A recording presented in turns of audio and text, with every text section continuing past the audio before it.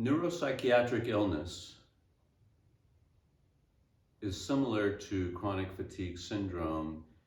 in that it is associated with a high number of co-infections in the individuals that suffer from psychiatric disease. Of these co-infections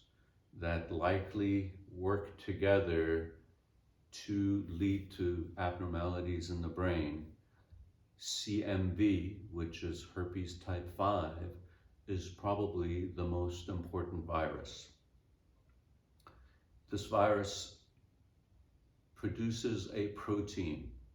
which is similar to the proteins that your body uses in order to direct the growth of the brain. So if your cells want to connect to another cell or another bunch of cells, then they use a protein to direct the axon to form a new wire connecting it to another set of neurons. Well, it's been shown that when CMV infection is transmitted in utero, so it's one of those infections that the mother can give to the baby while during pregnancy, when that happens in a developing brain of a uterus, of a fetus, the connections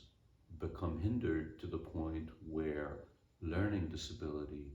is a frequent problem in children who developed CMV in utero. The same thing with schizophrenia. And so probably the exact same thing can happen later in life, but not quite as dramatically, because we continue to form these new connections in the brain until the day we die. And if that process is going awry, then psychiatric illness is a common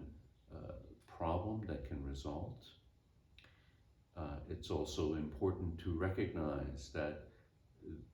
CMV itself does not have to affect the brain at the time of initial infection,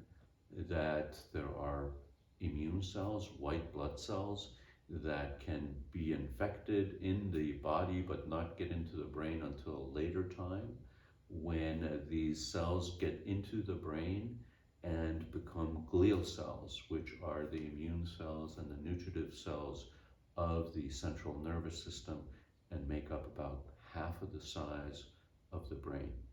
the other half being the basic neurons and the wires that transmit the information from one place to another.